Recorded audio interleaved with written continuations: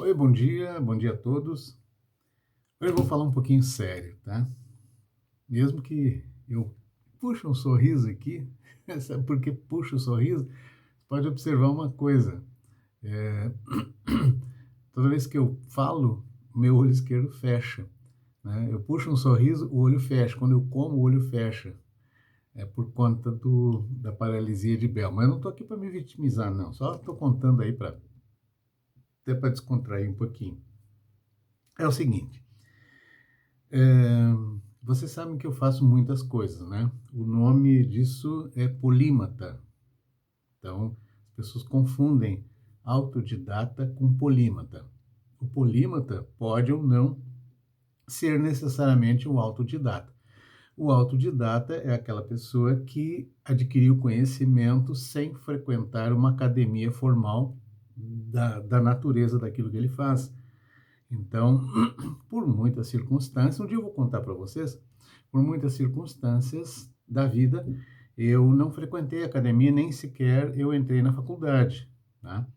Mas isso não impediu que eu crescesse no conhecimento. Então, eu costumo dizer, brincando, que ainda não decidi se eu sou semi-analfabeto ou semi-alfabetizado, porque eu encerrei a minha carreira escolar na metade do segundo ano do ensino médio, né? Na época tinha o científico, eu fiz o comercial, que era o que vale a contabilidade. Eu odiava contabilidade. Eu era muito ruim em contabilidade. Continuo sendo, nunca aprendi isso aí. Então, mal sei fazer um livro caixa. Então, o que eu estava falando? Me perdi aqui. Tá, sim. Então, esse é nesse caso, autodidata. Eu li muito, eu sou alfabetizado, fui alfabetizado por volta de segundo, eu não lembro disso, mas por volta de entre 13 e 4 anos de idade, conta a minha família, minha mãe, minha avó, enfim, minhas tias. Aliás, eu fui alfabetizado, só um pequeno parênteses, eu fui, as minhas conversas são cheias de parênteses e parênteses também. Eu fui alfabetizado, sabe por quem? Por uma tia-avó, a tia Zezé, a mãe dos Moura, a mãe do Evair, desculpa, a avó do Evair, a avó da Mary, da Margarete, do Moacir, do Gerson, do Maurício, de quem mais? Do Ismael, do Lídio, do Daniel, dessa parentada toda aí. Ela, do Evair, do Everaldo, querido, que já nos deixou, da Fabiana, enfim, ela era a avó desse povo aí. E, e a gente era vizinho, né? E a gente era muito pobre, né? Nossa, eu, minha mãe, minha avó, a gente era muito pobre. E ela cuidava de mim. Minha avó ia trabalhar, minha mãe ia trabalhar também. Minha mãe era professora. Minha avó lavava prato no restaurante do hotel balneário, chamava motel balneário, né? O termo motel naquele tempo não tinha o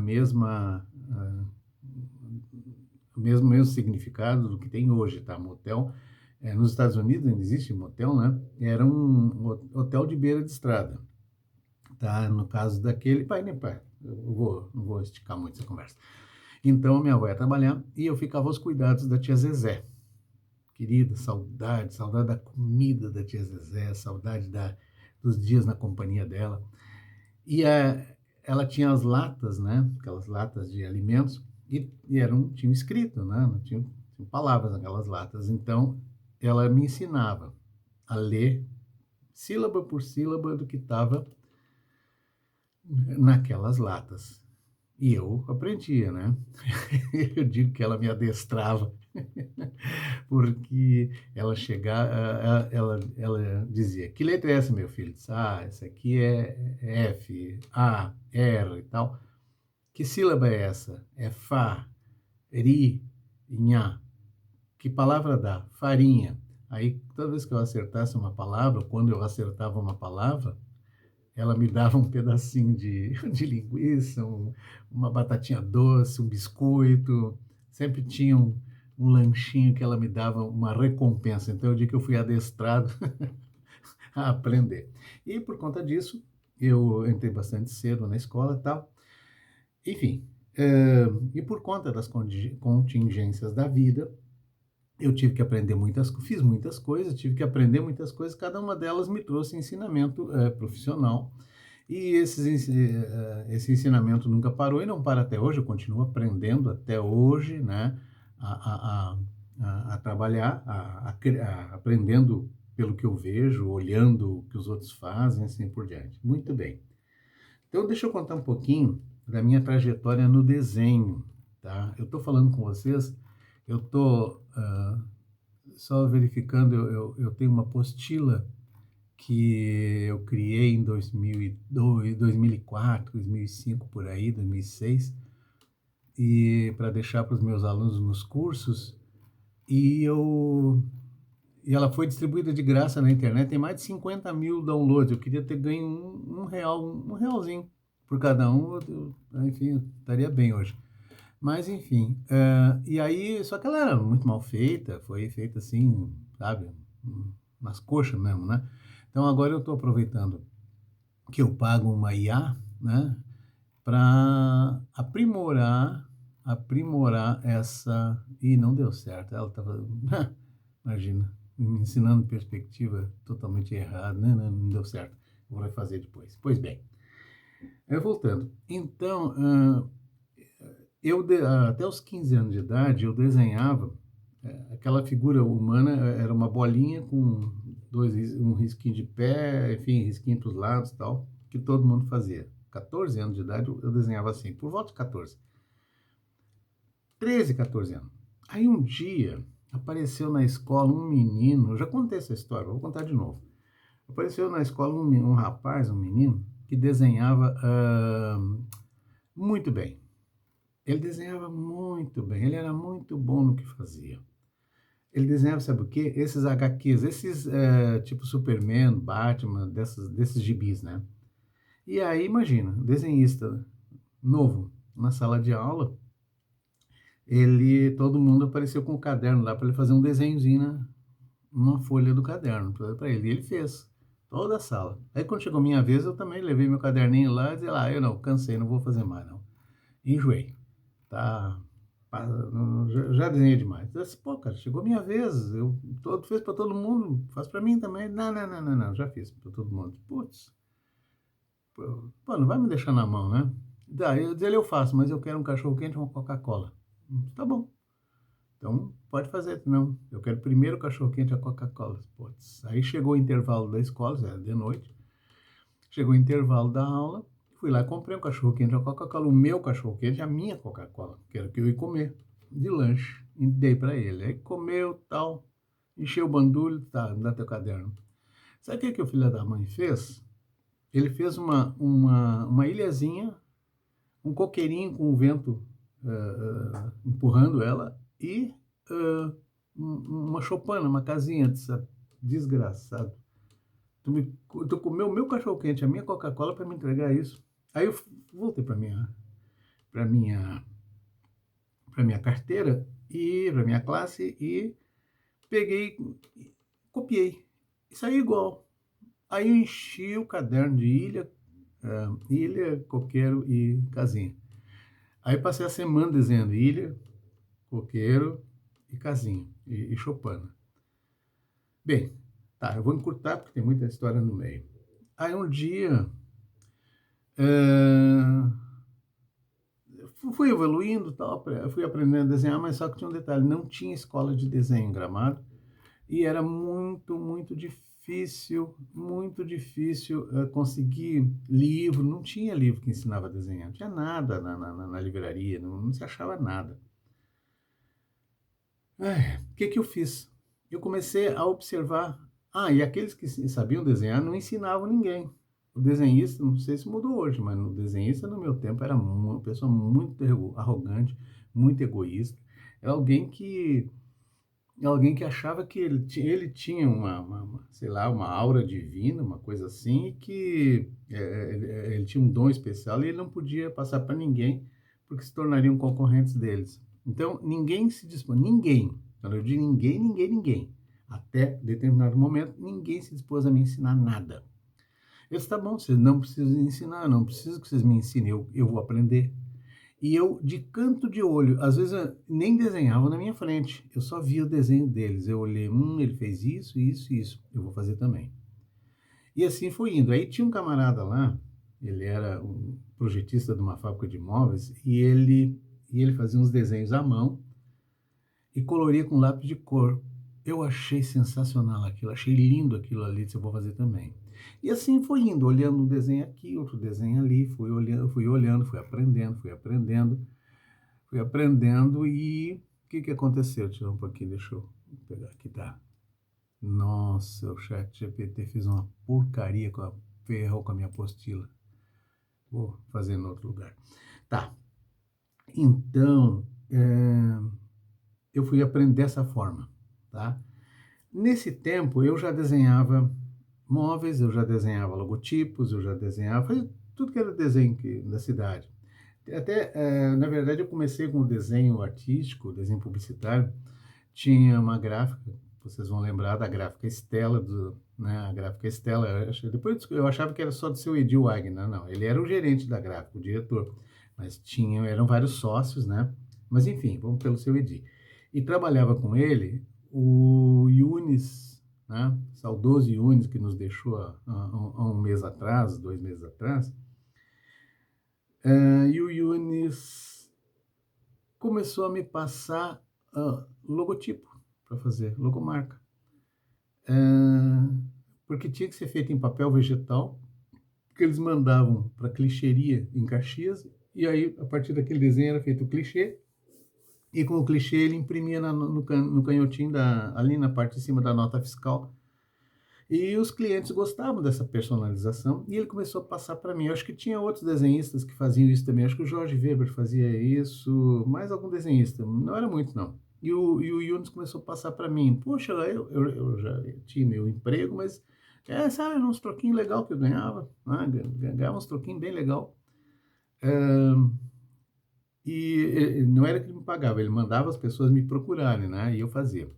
Aí teve um dia que eu trabalhava na Secretaria de Turismo, mas eu estava meio enjoado lá de trabalhar, eu não gostava muito do ambiente.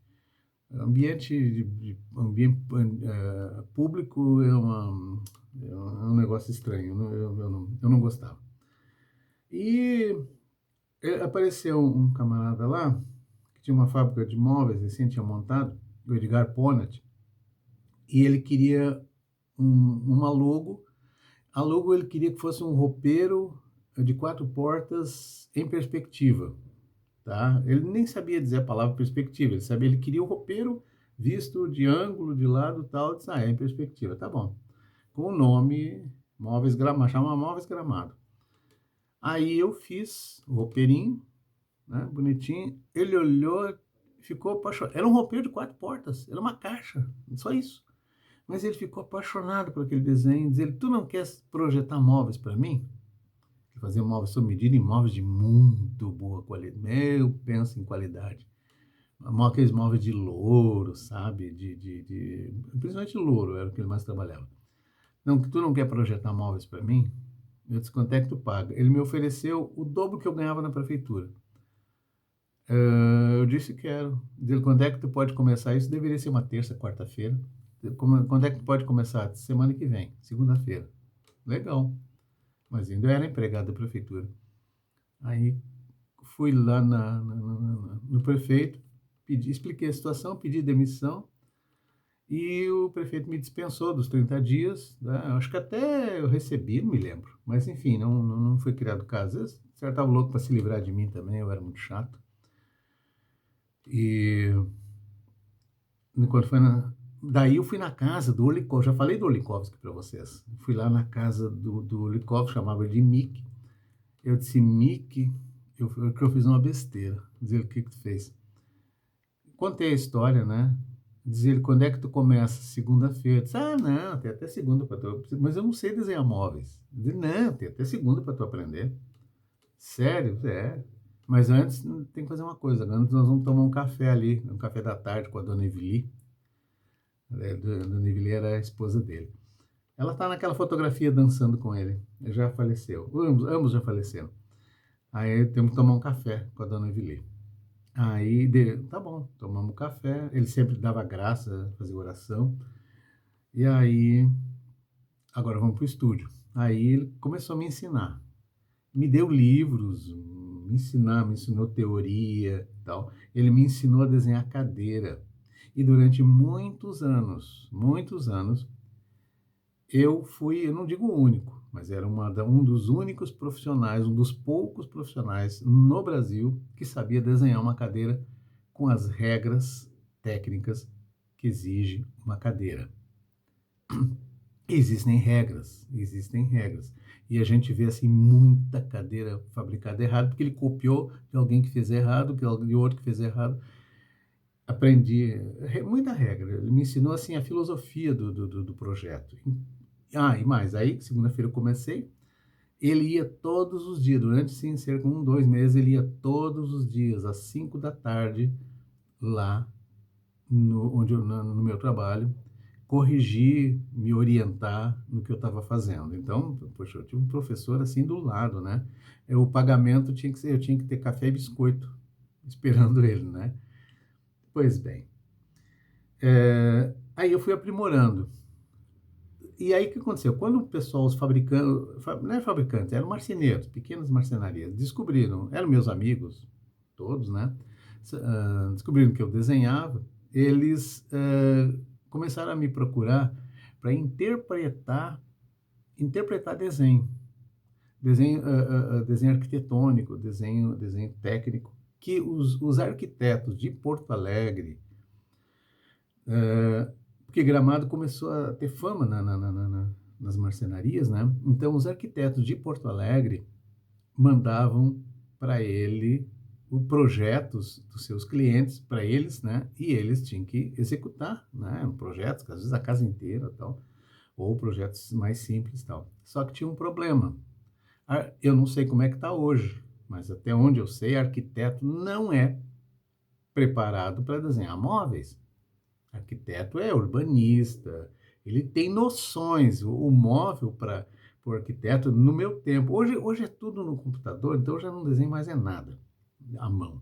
Mas o móvel era quase um calunga. O que é calunga? Calunga são aquelas figuras que representam pessoas utilizada nos esboços de arquitetura, que é uma figura, sabe, quase amorfa ali, né? Sem expressão, sem nada, mas que mostra, isso aqui é uma pessoa, isso aqui é um homem, isso aqui é uma mulher, tal. Então o móvel era algo assim, ele não tinha expressão. Aqui vem uma cadeira, aqui vem uma mesa, tal.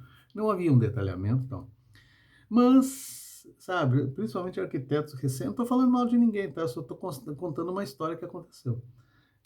Recém saí da faculdade, recém-formado, precisavam de trabalho, pegavam qualquer coisa, né?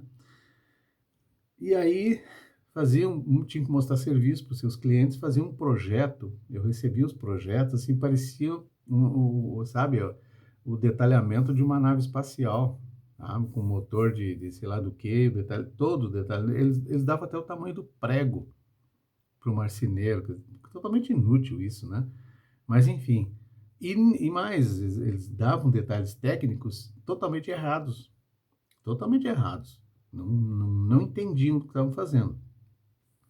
E o coitado marceneiro, sabe, ele era marceneiro, alguns eram quase analfabetos. Então, como entender? Aí mandavam para mim. E às vezes, me lembro de um projeto que eu peguei uma vez, depois de interpretar o projeto, eu fiz em 3D, a mão livre ali para o marceneiro, isso aqui, mas isso é uma caixa de lenha? Sim, é uma caixa de lenha. Tá? Então, era assim a coisa. E aí ele comecei a ser procurado pelos marceneiros, né? Mas me pagava uma mixaria, uns troquinhos, não valia a pena, tomava meu tempo, porque eu levava mais tempo para interpretar o que o arquiteto queria dizer, corrigir os erros dele e passar para o marceneiro. Aí disse, quer saber de uma coisa? Eu vou ensinar esse pessoal a interpretar desenho, fazer leitura e interpretação de desenho. Eu vou ensinar eles a usar um escalímetro, sabe, e entender o que tem na frente deles. Tá bom. O que é um corte, o que é uma elevação, uma fachada, assim por diante. Aí conversei com alguns, se eu montar um cursinho aí para vocês, para ensinar vocês a interpretarem desenho. vocês participam? Nossa, vamos sim. Eu pensei, vou juntar aí umas 10, 15 pessoas. Pedi, quando eu vi, eu tinha 60 inscritos. Não, na verdade não houve inscrição, eu fiz uma sondagem, né? Aí eu fui na associação comercial que ficava, sabe onde é que ficava a associação comercial? Entre o Café Brasil e o Super César, tinha um prédio ali que eu não me lembro, não sei o que é hoje, depois tinha uma ótica ali, hoje eu não sei mais o que é ali, mas ali, nessa local, ali era a sala da associação comercial. O Flávio Balzaretti, acho que era o presidente da associação comercial, e aí eu olha, expliquei a situação, ele não, não, pode usar a sala aqui, tá? Tem 60 lugares e tal. Quando eu vi, a sala estava lotada, tinha 60 pessoas. Não eram todos os fabricantes, o fabricante levava o vendedor da loja, levava o marceneiro, sabe? E às vezes 3, 4 da mesma empresa, da mesma fábrica, ou mesma marcenaria, lotou. E o que aconteceu? Eu comecei eu no quadro negro, não era quadro negro, era quadro branco com canetinha, com pincel. Um pincel atômico, esse pincel de para desenhar em quadro. E eu comecei explicando, mostrando para eles o que era isso aí e tal. E aí comecei a mostrar o mesmo desenho como ele seria em perspectiva. E eu observei uma coisa. Eu passava para ver o que eles tinham entendido, eles levavam material para anotar, enfim. Eu observei que eles copiavam o que eu fazia. Significava o seguinte, eles eram capazes de aprender o que eu estava ensinando, não apenas a interpretar, mas também reproduzir. Eu disse, eles estão aprendendo a desenhar. Quer saber? Eu vou ensinar eles a desenhar. Aí comecei, sem anunciar, fui ensinando eles a desenhar. Ali eu não me lembro todos quem eram, mas eu lembro assim, Bruno de Nibir, quem mais, marcenaria, tinha gente lá do Móveis Gramado, gente de... Ah, não me lembro, gente. Eles fazem 50 anos, fazem quase 50 anos. Tá. Aí às vezes, aí, bom, quando você vai ensinando, vão surgindo perguntas, né? E eles me faziam alguma pergunta e eu não sabia responder, mas eu nunca dizia que não sabia responder. Eu dizia o seguinte: olha, isso aqui, vamos fazer o que eu estou passando hoje, isso aqui é para a aula da semana que vem, tá? O que aconteceu? Eu ia para Porto Alegre, não tinha internet, né? Eu ia para Porto Alegre, ia lá na livraria do Globo, eu ia na livraria das universidades, da, da URGS, da Federal, procurar livros e comprava livros. E comprava assim, livro, olha, uns volumes, uma coisa assim, ó, que não dá para mostrar, né? Mas ó, grandão, dessa altura tal. Neufert e outros livros. De arquitetura, de perspectiva, então, não tinha muito, mas o que tinha eu comprava. E aí baixava a cabeça, estudava, reproduzia, entendia. Essa aula seguinte ela ensinava a eles. E assim foi consecutivamente crescendo, crescendo, crescendo. E aí cada desenhista que eu via, cada desenho novo que eu via, eu olhava a técnica que ele utilizava e trazia para mim. Então eu fui misturando técnica. Eu não posso dizer eu sigo esta regra, aquela. Eu fazia o que eu precisava e que dava certo, que era o desenho de apresentação. Claro, depois eu fui me aprimorando, fui pesquisando, fui estudando e a melhor maneira de aprender é ensinar. Então eu fui ensinando e cada curso que eu montava, lotava. Cada curso que eu montava, eu passava nas fábricas, anunciava, ó, vou dar um curso, vai tantas horas, tantos dias, tal. Geralmente era 60, 80 horas. O Senai de Canela me contratou para eu dar um dos cursos deles, que deram 6 meses, não sei quantas horas a aula para os alunos deles, né, que eram alunos intensivos, eles aprendiam marcenaria, tudo, né? Faltava o desenho de mão, desenho técnico. E perspectiva especialmente, ou seja, não se falava em perspectiva, ninguém sabia fazer perspectiva, era aquela cavaleira, aquela isométrica, aquela que parecia uma caixa, sabe, amassada. E eu comecei a ensinar perspectiva verdadeira. Para eles, aí caiu nos ouvidos deles e eles me chamaram. Me lembro que eu cheguei lá no Senai, tá? Pagava uma mixaria, era uma mixaria, mas eu nunca fui sabe, eu não trabalhava só pelo dinheiro. Até hoje eu não trabalho só pelo dinheiro. Eu trabalhava pelo prazer, e ali era o prazer de eu ter, acho que eram 16 ou 18 alunos, jovens, né, adolescentes, tinha até alguns mais maduros. Tinha uma menina, que essa menina foi assim, a melhor aluna que eu tive na minha vida, que foi a Silvia. Ah, esqueci o sobrenome dela, de Canela. Hoje ela é arquiteta lá no interior de São Paulo, trabalha, projeta uma arquiteta, ele é formado em arquiteta, design, e trabalha para móveis sob medida para os Estados Unidos e tal. Eh, eu vou lembrar o nome dela. Uma loirinha, trabalhou na Masotti muitos anos, até fui eu que apresentei ela para a Masotti.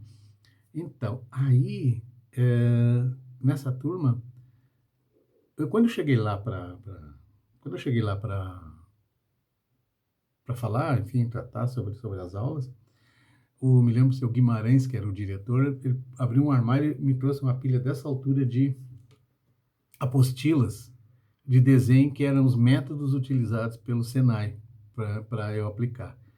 Eu abri uma apostila, olhei, era um desenho mecânico da segunda, do alemão do tempo da Segunda Guerra, porque o Senai foi criado logo no pós-guerra, usando toda a metodologia alemã, né? E ele me veio com aquilo ali, eu olhei e disse, ó, Guimarães, sinto muito, isso aí eu não vou fazer. Isso é desenho mecânico, eu não faço desenho mecânico. Embora eu tive aula com a Grete Staff, ela me deu algumas aulas de desenho mecânico, onde eu aprendi, sabe, o detalhe, a minúcia e tal, mas assim, eu não vou tratar um móvel como desenho mecânico. Ele tem, as tolerâncias são diferentes e tal. Eu disse, ó, desculpa, eu nem sei isso aí, não vou fazer não. Então, eu agradeço. Sabe o que ele fez? Ele pegou, eu tenho o meu próprio método e os meus cursinhos eu dou pelo meu método. Ele pegou aquela pilha, foi lá, botou de volta no armário, fechou, disse, faz o que tu quiser. O que tu fizer tá bem feito. Tá bom, então tá. Então, eu cheguei a formar uma turma, daí, quando eu saí, a Silvia, eu vou lembrar, Bublitz, Silvia Bublitz.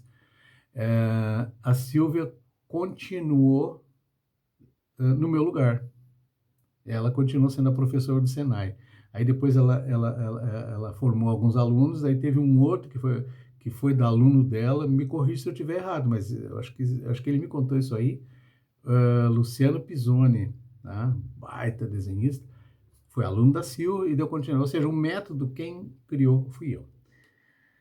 Pois bem, depois disso, assim, eu comecei a levar o curso onde eu estava, pelo Brasil, vários estados do Brasil eu levava o curso, as empresas me contratavam, eu fui reduzindo a carga horária, né, e praticamente com o meu resultado.